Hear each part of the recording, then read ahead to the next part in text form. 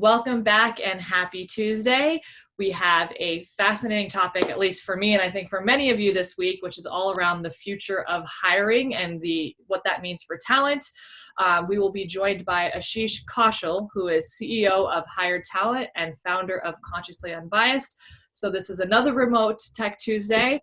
And Ashish, we are so happy to have you here. Thank you for joining us. If you could please fill us in on who is Hired Talent and what are you all doing?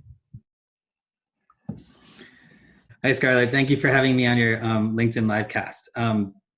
So what is Hired Talent? Hired Talent is an organization or staffing firm that helps clients find diverse talent in tech, finance, and clinical across the nation, and also in Canada. We really sort of focus on diverse candidates. So one of the things that we started about a year ago was a movement called Consciously Unbiased. And the idea around it was that as much as clients are telling us to find these diverse talents, they're not necessarily hiring them. And I think what we found is you actually have to pull the levers on all three cylinders at the same time. So the idea is that management endorses it, the need, the managers embrace it, and then they put pressure on staffing and HR to find that talent. But if you don't have all three sort of running at the same time, that you're not going to make an economic impact around that. That makes a lot of sense. And, of course, with Tech Tuesday, we really look at the tech aspect, which impacts everything. But when we think about technology, what role does tech play in recruitment and what does that look like now in 2020?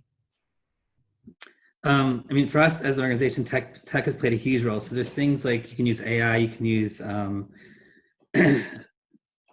tools for looking at signals in the social media market. So for example, if you're on LinkedIn and you haven't changed your profile in 3 years and all of a sudden you change it, that's sending a signal to me that you may be potentially looking for a new role, right? There's email tools such as Movable Ink, where you can sort of see what behaviors and see what messages resonate with a candidate to help make them engage help them engage at a higher rate, so the open rates increase. There's things like Google Hangouts and Zoom that you can use for interviewing candidates, because a lot of times we're looking at both remote workers or we're helping clients find candidates across the country, and the timeline's really quick, so sometimes you can't always go meet them in person, but you can actually get the feel for them on a Skype or a Zoom type of platform. And then just internally from a communication standpoint, we use a lot of Slack and other tools to sort of move quickly in responding to the market today, especially with the unemployment rate at 4%, which I don't know if that's going to continue, but I still think regardless of that, the tools that are out there to give you an advantage to find good talent is important. So you talked a bit about the remote worker and how technology has had an impact there, especially given our current climate and where we are right now. How is the role of that remote worker really changing, and where do you see the biggest opportunities for remote work right now?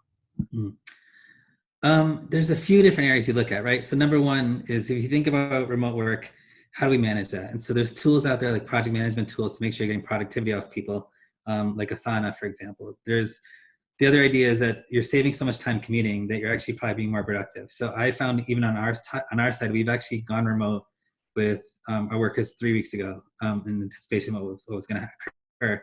And they're actually working longer hours. They're working more efficiently. They're also getting to spend time with their family. They're saving on commuting time, and their anxiety levels are going down. And so if you take that past